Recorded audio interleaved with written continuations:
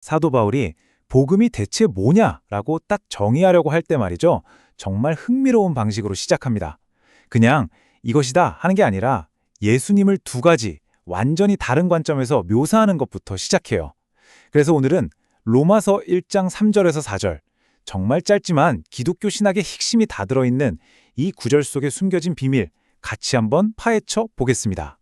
바로 이 구절입니다. 제가 한번 읽어볼게요. 그의 아들에 관하여 말하면 육신으로는 다윗의 혈통에서 나셨고 성결의 영으로는 죽은 자들 가운데서 부활하사 능력으로 하나님의 아들로 선포되셨으니 곧 우리 주 예수 그리스도시니라. 어떠세요? 처음 딱 들으면 와, 좀 복잡하다 이런 생각 드시죠? 근데 이걸 자세히 뜯어보면요, 아주 명확하게 두 부분으로 딱 나뉘는 걸 볼 수 있습니다. 자, 그럼 여기서 질문이 생기죠. 이게 그냥 예수님은 이런 분입니다 하고 간단히 소개하는 걸까요? 아니면 우리가 머리를 맞대고 풀어야 할 훨씬 더 깊은 신학적인 수수께끼 같은 걸까요? 정답은 후자에 훨씬 가깝습니다. 왜냐하면 바울은 이 짧은 한 문장 안에 복음의 모든 능력을 진짜 꾹꾹 눌러서 압축해놨거든요. 그래서 이 수수께끼를 풀기 위해서 오늘 우리가 함께 5단계를 쭉 밟아볼 겁니다. 먼저 예수님을 보는 두 가지 관점이 대체 뭔지 알아볼 거고요. 그 다음에 육신 그리고 영, 이 단어들의 진짜 의미를 파헤쳐볼 거예요. 그리고 나서 이 모든 걸 뒤집어 놓는 결정적인 사건, 부활을 살펴볼 겁니다. 그리고 마지막으로 이 모든 조각들이 어떻게 복음이라는 하나의 거대한 그림으로 완성되는지 그걸 확인해 볼 겁니다. 자, 그럼 첫 번째 단계부터 시작해 보죠. 여러분, 한번 생각해 보세요. 바울이 복음을 설명하고 싶었으면 그냥 예수님은 하나님의 아들입니다, 이렇게 간단하게 말하면 되잖아요? 근데 왜 굳이 이렇게 복잡해 보이는 두 가지 관점을 딱 제시했을까요? 여기에는 정말 깊은 의도가 숨어 있습니다. 모든 비밀의 핵심은요, 바로 이 두 표현의 아주 선명한 대조에 있어요. 육신으로는 그리고 성결의 영으로는. 바로 이 두 구절의 진짜 의미를 이해하는 것. 이게 바로 로마서 전체를, 아니 어쩌면 복음 전체를 여는 마스터키라고 할 수 있습니다.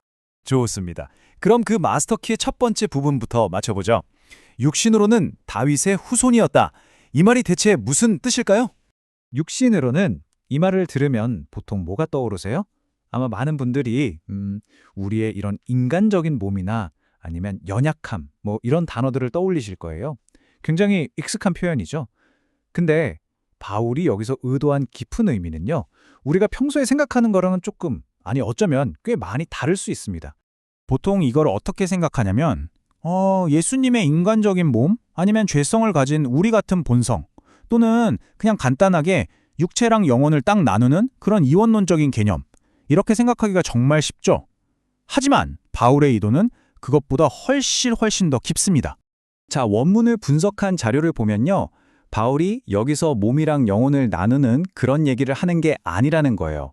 그게 아니고 인류의 전체 역사를 두 개의 다른 시대 또는 영역으로 나눠서 보고 있는 겁니다.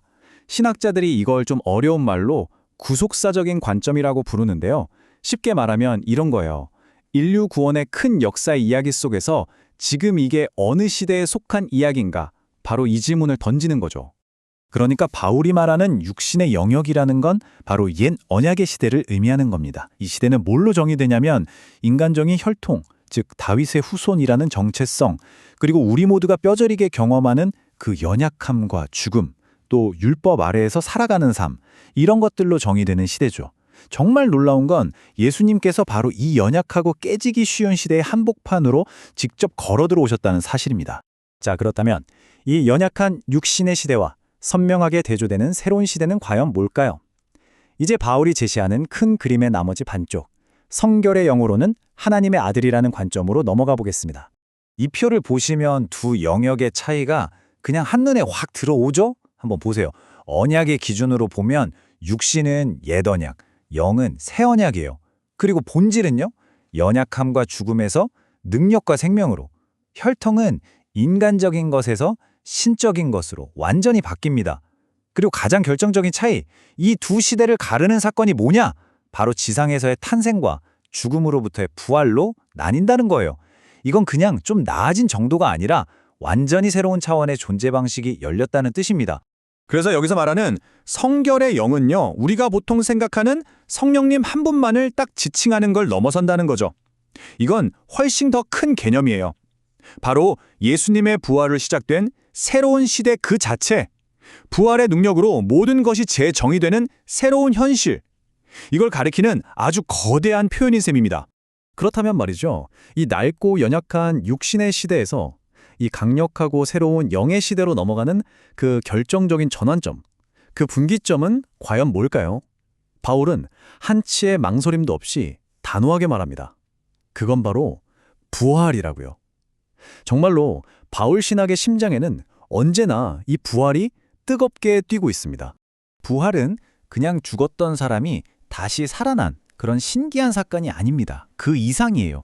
이건 예수님이 도대체 누구신지를 온 세상에 공개적으로, 공식적으로 확증하고 선포한 인류 역사의 거대한 분기점입니다. 연약한 육신의 영역에 속해 계셨던 그분이 강력한 영의 영역을 그야말로 폭발적으로 열어젖힌 바로 그 순간인 거죠. 여기서 바울이 쓴 헬라어 동사가 진짜 재밌어요. 호리조라는 단어거든요.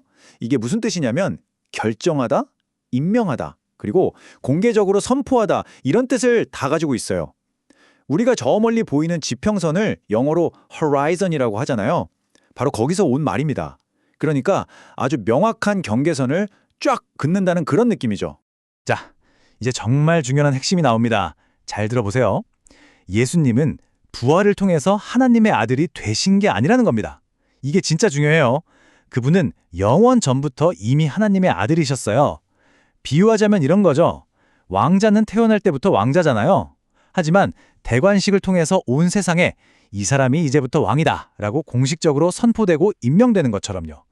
예수님도 부활이라는 이 엄청난 사건을 통해서 능력 있는 하나님의 아들로 온 우주에 공식적으로 선포되신 겁니다. 원문 분석 자료들도 바로 이 점을 아주 명확하게 짚어줍니다.